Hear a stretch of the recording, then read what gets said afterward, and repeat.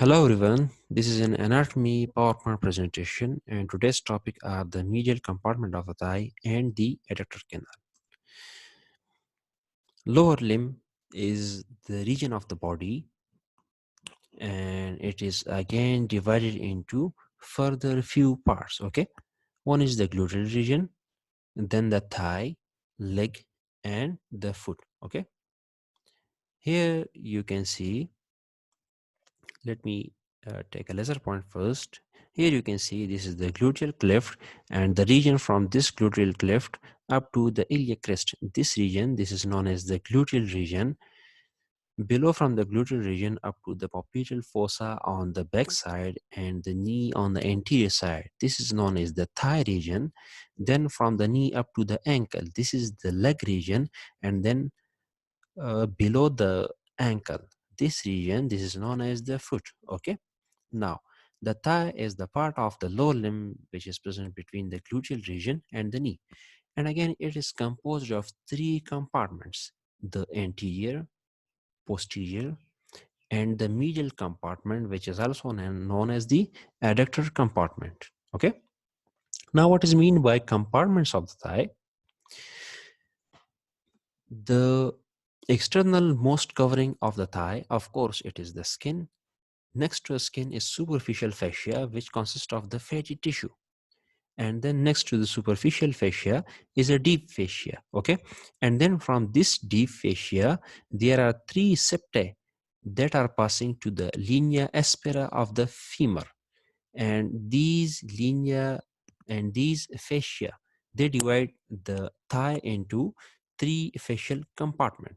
Each of these compartments is having its own neurovascular supply. Here you can see this is the cross section of mid thigh. This is the femoral bone. This is the outermost covering, the skin, then the subcutaneous tissue or superficial fascia, then this bluish color line. This is representing the deep fascia of the thigh.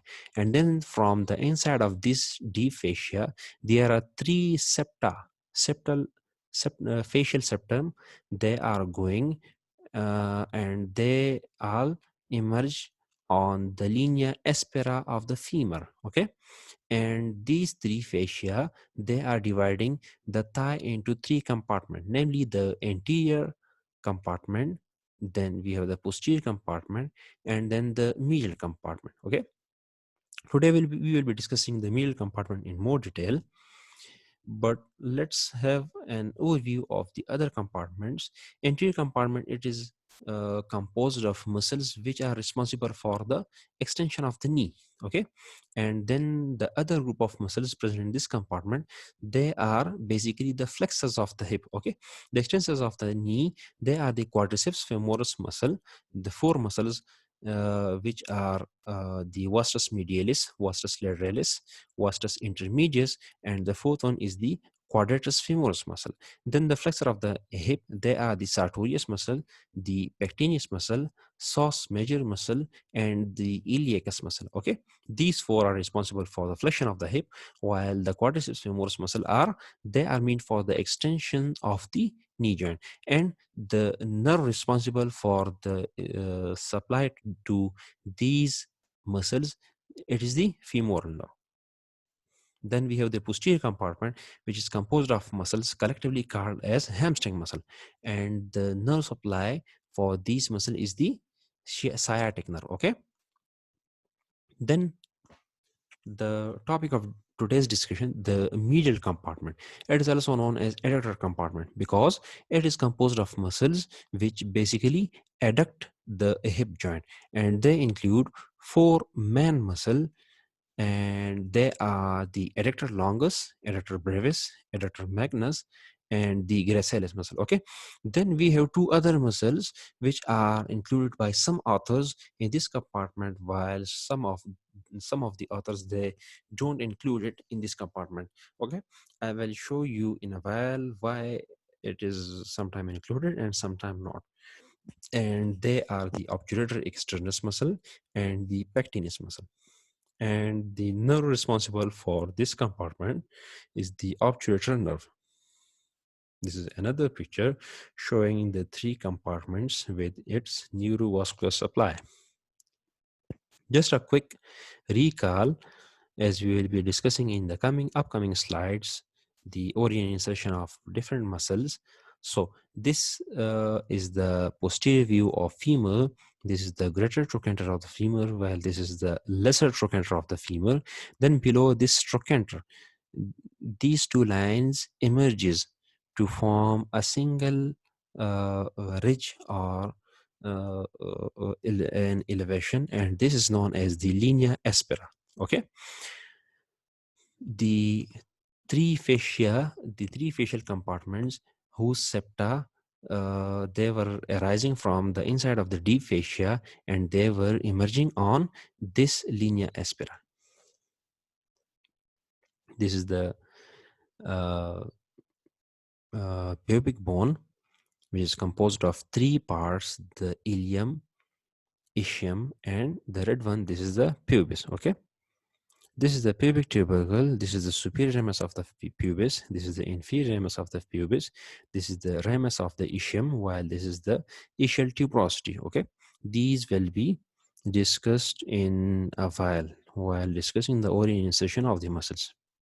Now, components of the medial compartment. The medial compartment is having a main bulk made up of muscles, then its blood supply and the nerve supply. Okay, the muscles, they are namely the gracalis muscle, adductor longus muscle, adductor brevis muscle, adductor magnus muscle, and the obturator external muscle. Okay, these are five main muscles of the medial compartment, and sometimes the pectineus is also included in this compartment. Now, the blood supply is from two arteries. The one is the profunda femoris artery, which is a branch of the femoral artery, and the other one is the obturator artery. The nerve responsible for the innervation of these muscles, these compartment muscles, are the obturator nerve. Now, let's discuss these muscle one by one in detail. The first one is the adductor longus muscle, and it arises from the body of the pubis. Okay, the body of the pubic bone, and then it inserts on the linea aspera. It inserts on the linea aspera. Now, the nerve supply and the action, these are all almost the same for all of these muscles. The nerve supply is almost in every muscle. It is from the obturator nerve, but there are few exceptions. The adductor magnus is also having part of the adductor magnus muscle, which is included in the posterior compartment, and it is having also some blood supply, some nerve supply from the sciatic nerve. Okay, and then pectineus muscle, which is also having sometime its innervation from the femoral nerve as well. Then the action of all these muscles is to adduct the thigh and also flex it. Okay, the adduction and the flexion of the thigh, it is performed by almost all of the muscle, but the obturator externus, it is exception because it has got a different action. It is included in the rotators of the thigh, and what it does is the lateral rotation of the thigh. Then we have the gracalis muscle, which basically it is inserting on the tibia, in spite of the like other muscle, these are inserted on the femur, some of the part of the femur, but this gracalis muscle, this is having its insertion on the tibia, so it reverses two of the joints. So it also has got its action on the knee joint as well. So its action is to adduct and flex the thigh like the other muscles of the adductor compartment, but it also flexes and rotates the leg medially. As already mentioned, it also traverses the knee joint. This is the adductor longus muscle. This is the hip bone, and this is the pubic bone with the body of the pubis. This adductor longus muscle is having its origin from the body of the pubis, while it is inserted on the posterior side of the femur, basically on the linea aspera. The next muscle is the adductor brevis muscle, which is arising from the body as well as the inferior pubic ramus. Okay, this is a long muscle. This is a short muscle, but slightly wider muscle. Okay, this is having its origin from a wider portion of the hip bone. It takes its origin from body as well as the inferior ramus of the pubis, while it is inserted on the linea aspera, just like the adductor longus muscle. And of course, its nerve supplies from the obturator, and its action is to adduct and flex the thigh, like the other adductor muscles. This is the this image demonstrates the insertion of the this adductor brevis muscle. It is arising from part of it is arising from the body of the pubis, while some part which is not clearly shown in this diagram, but it also takes its origin from the inferior ramus of the pubis. Here in the opposite side, here is the inferior ramus of the pubis. Okay, and then it is inserted on the posterior side of the femur, basically on the linea aspera. Now, a third muscle is the adductor magnus muscle, and it originates from two parts. Okay, the adductor magnus muscle, it is included in two compartments.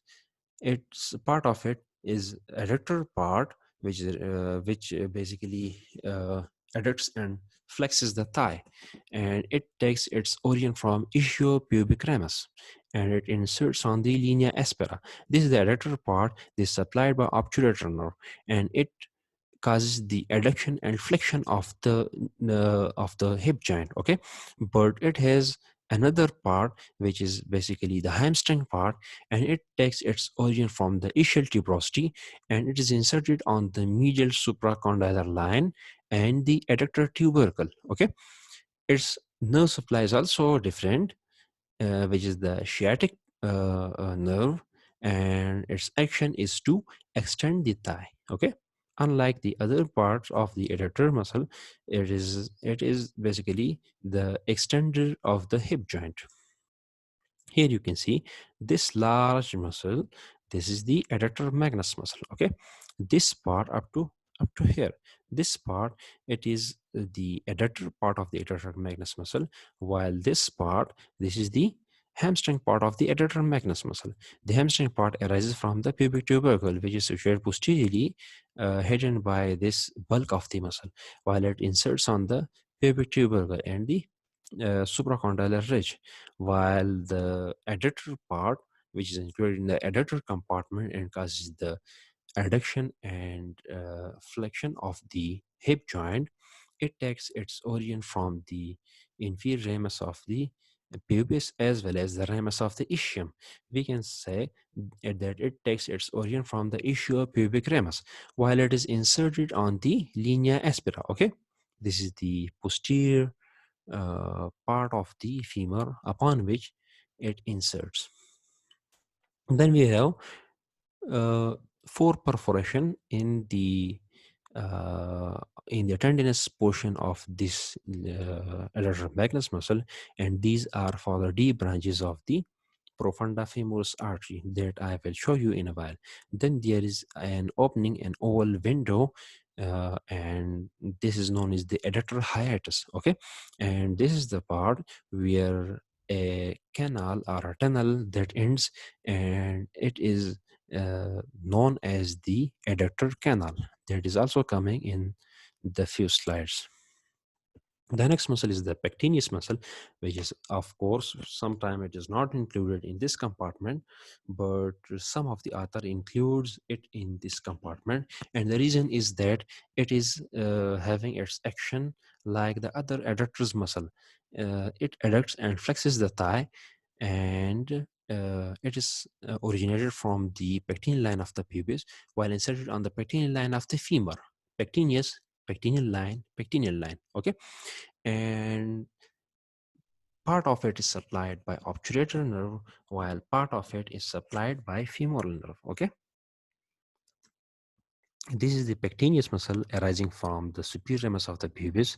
Basically, here is a line. This is known as the pectineal line, from which it arises, and then on the posterior surface of the femur, there is pectineal line of the femur, upon which it inserts. And its section is like the other adductors of the thigh, and that is to flex and adduct the thigh.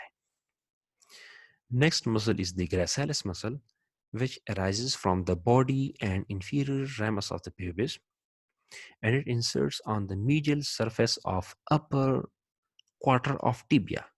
Unlike the other muscles, it is inserting on the tibial bone. It is innervated by obturator nerve, and its action are to adduct and flex the thigh like the rest of the adductor muscles, but it also causes the flexion and rotation of the leg in medial direction. Okay, as you can see here, this is the medial most muscle, this the gracilis muscle. Okay, it is arising from the body. Here it is the body of the pubic bone, and also it takes its origin from inferior ramus of the pubis, and it inserts here by traversing the hip joint here and the knee joint here. It inserts on the medial part of the tibial bone. When it contracts, it will cause the adduction and the flexion of the thigh here. Okay, and then it will cause the medial rotation of the knee as well. Okay, this is the adductor. This is the gracalis muscle.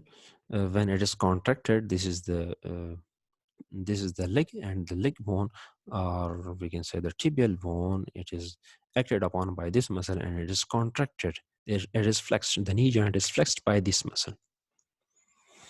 The last muscle of the adductor compartment is the obturator externus muscle. It arises from the margins of the obturator foramen and the obturator membrane. Okay, obturator foramen and the obturator membrane, and it inserts upon the intertrochanteric fossa of the femur. Here you can see this eye-shaped opening in the hip bone. This is known as the obturator foramen. Okay, and it is covered by a thin membrane known as the obturator membrane.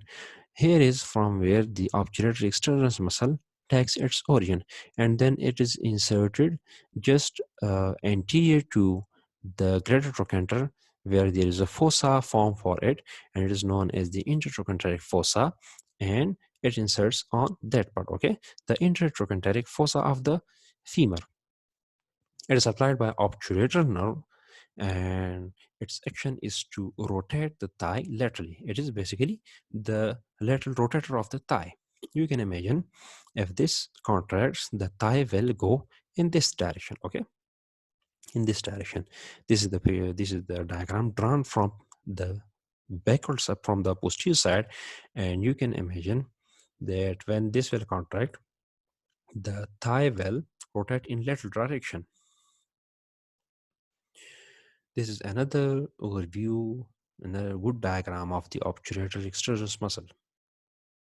And here you can see it is a fossa, and this fossa is present in between this greater trochanter and the lesser trochanter, hence known as the intertrochanteric fossa. Now, all muscle together with its origin and insertion. This is the pectineal line from where the pectineus muscle arises, and this is the pectineal line of the femur where the pectineus muscle inserts.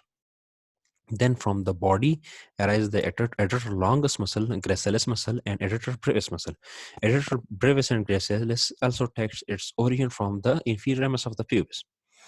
And here is where these muscle inserts. The adductor brevis inserts high in a relatively higher position, while adductor longus inserting in a lower position. And then the gracalis, it is inserting on the upper medial part of the tibial bone. These are the muscles All together, this is the obturator externus muscle. This is the pectineus muscle. Then the green one, this is the adductor brevis muscle, adductor longus muscle, and the uh, largest of all these muscles, the adductor magnus muscle. The sartorius is supposed to be present on this part here, and it is not included in this diagram. Now, for the uh, uh, the vascular supply of the compartment, two main arteries are responsible, as already discussed. One is the femoral artery, and the next one is the obturator artery. The femoral artery is basically it is arising from, it is the continuation of the external iliac artery. Here the aorta is present, and then it bifurcates to common iliac arteries. Then it bifurcates again into internal iliac artery, which goes to the pelvis, and an external iliac artery, okay, which courses along the lateral wall of the pelvic cavity. And then below this ligament, the inguinal ligament, it enters into the thigh region. Then in the thigh, there is a triangular depression, triangular cavity, which is bounded superiorly by the inguinal ligament, laterally by the sartorius muscle. This is the sartorius muscle, and inferior medially by the adductor longus muscle. And this triangular depression is known as the femoral triangle. And here is where the femoral artery and femoral vein and femoral nerve, these can be seen. This is the common iliac artery. This is the external iliac artery, and in the thigh region, it is continued and given another name, a different name, the femoral artery. Now, this femoral artery, this is the main artery going down, while this is the one of the major branches of the femoral artery, the profunda femoris artery, which is responsible for the supply of the adductor compartment muscles. Now, this is the profunda femoris artery, which is giving branches. One is the lateral circumflex artery. This is the lateral circumflex femoral artery. The one which goes in the medial and backward direction, this is the medial circumflex femoral artery, while it continues below, okay, and then it gives perforating arteries. The first branch, then the second branch, then the third branch, and then its terminal part continues as the fourth perforating artery. These four perforating arteries and the muscular branches arising from this, these are responsible for the blood supply to the different muscles of the thigh. Almost all the muscles of the thigh, these are supplied by the profunda femoris artery. Now, the next artery, which is also responsible for the blood supply of the medial compartment, this is the obturator artery. This is the aorta. This is the common iliac artery. This is the external iliac artery, which is supposed to be continuing as femoral artery. And then we have this little branch, the internal iliac artery, and then different branches arising from it, one of which is known as the obturator artery. This is the obturator artery. And then it is through this obturator foramen, it is entering the thigh and supplying the adductor compartment muscles. Here you can see this is the obturator artery, a very beautiful and a colorful diagram with excellent demonstration of the branches of the obturator artery. This is the anterior branch of the obturator artery, while this is the posterior branch of the obturator artery. These two anastomos around this obturator foramen, and this is the obturator membrane, okay. Then this is a single and one of the important branches of this obturator artery, and this is the acetabular branch for the supply of the hip joint. Now, the nerve responsible for the innervation of the medial compartment muscle is the obturator nerve. It is having its root value of L2, L3, and L4. It basically forms from the ventral division of the anterior primary rami of the lumbar plexus. Now its course and relation, very easy. In abdomen, it arises from the medial margin of the psoas major muscle. Then in the pelvis, it is lying with the lateral wall of the pelvis and enter to the obturator canal. Then it divides into two branches in the thigh region. Okay, one is the anterior division and the other is the posterior division. Anterior branch is and the posterior branch. This is the obturator nerve coming down through the obturator foramen, and here is the obturator externus muscle, taking its origin from the obturator foramen, and the here is where the artery divides into the anterior part and the posterior part. Anterior part is lying anterior to the obturator's external muscle, while the posterior branch is lying posterior to the obturator external muscle. Now the course of the anterior division. It descends between the adductor longus and adductor brevis muscle towards the femoral artery. Here it supplies motor fibers to the adductor longus, adductor brevis, and gracalis muscle. Three muscles, okay? 3 out of 5 muscles of the adductor compartment, the adductor longus, adductor brevis, and the gracalis muscle. These are the muscles which are surrounding this anterior division. These are supplied by the anterior division, okay? And in rare cases, it also supplies the pectineus muscle, okay? The main supply of the pectineus muscle is from the femoral nerve, but sometimes the anterior division of the obturator artery also supplies the pectineus muscle. It then passes the fascia lata to become the cutaneous branch of the obturator, okay?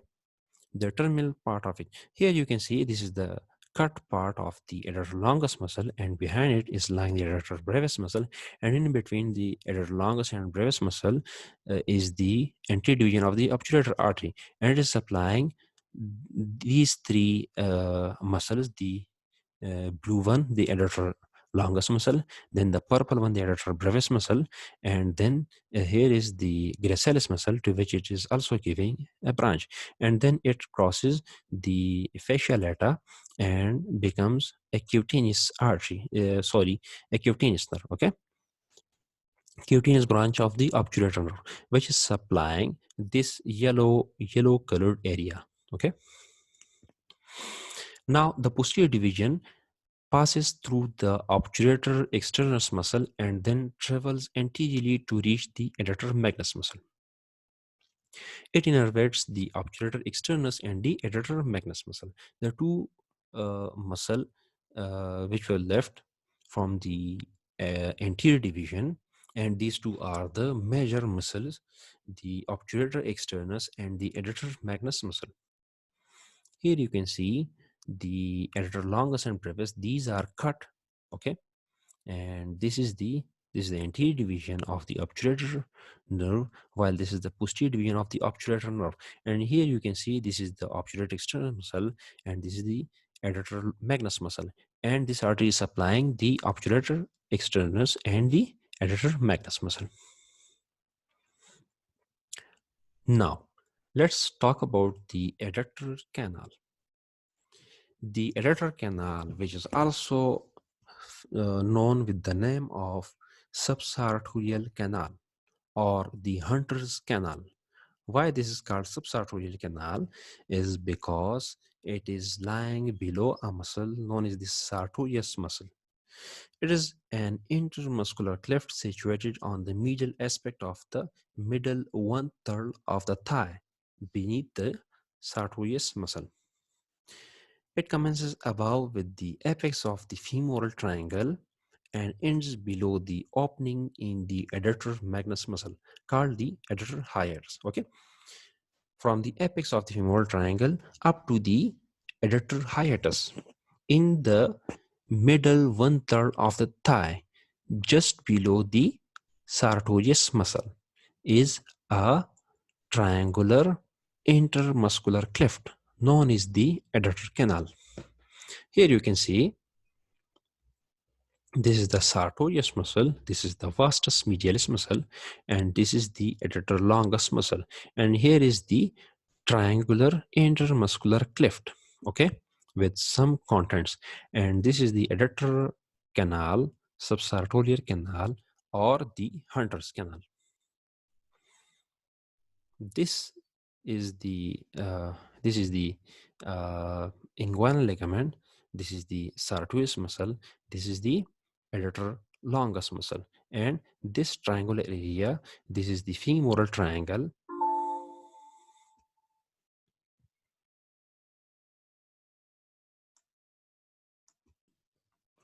Here you can see this sartorius muscle is overlying a space which is given in green here, and you can see the adductor hiatus also. This is the triangular depression in the anterior part of the thigh, the adductor triangle, while this is the adductor hiatus, an oval window formed between the tendons of the adductor magnus muscle. And here you can see the a pathway or a tunnel uh, starting at the apex of the femoral triangle and ending at the adductor hiatus. Now, the boundaries of the adductor canal. It is a triangular in cross section with three boundaries: anterior medial wall, which is formed by sartorius muscle; posterior wall by the adductor longus muscle; and lateral wall by the vastus medialis muscle. Here you can see this is the right thigh, and the anterior medial wall, it is formed by the sartorius muscle. The lateral wall is formed by vastus medialis muscle, while the posterior wall is formed by the adductor longus muscle. While these are the contents of the adductor canal. This is the saphenous nerve shown. This is the nerve to vastus medialis. This is the femoral artery and the femoral vein. While some other contents are also present, which are not shown is this in this diagram. Now, the contents are: number one, the terminal part of the femoral artery; number two, the femoral vein; number three, the deep lying vessels, which are the lymphatic vessels; and then we have three nerves: the saphenous nerve, which is a branch of the femoral nerve; nerve to vastus medialis, which is also a branch of femoral nerve; and the last one is the terminal part of the obturator nerve.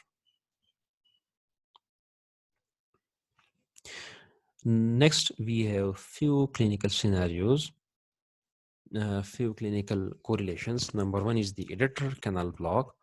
Local anesthesia is administered in the adductor canal to block the saphenous nerve in isolation or together with the nerve to the vastus medialis. This is a procedure which is performed to block the nerves present in the adductor canal, which are the saphenous nerve, or also sometimes nerve to vastus medialis is also blocked with it. And it is for the provision of sensory anesthesia for the surgical procedure involving the distal part of the thigh, femur, knee joint, or the lower leg on the medial side. Okay, the medial side of the leg, which is supplied by the saphenous nerve, it is blocked by giving anesthesia in the adductor canal. The sartorius and the femoral artery are used as anatomical landmark to locate the saphenous nerve. Then another condition, the adductor canal compression syndrome, in which there occurs entrapment of the neurovascular bundles within the adductor canal. It is a very rare condition, but it occurs as a result of the hypertrophy of the adjacent muscle. The main muscle is the muscle which is forming the lateral boundary of the adductor canal, which is the vastus medialis muscle, and it occurs in young male, mostly when they are athletes or if the muscle goes into spasm. This is the end of the slideshow. Hope you enjoyed it, and if there is any query, you can ask me in the comment section. Thank you.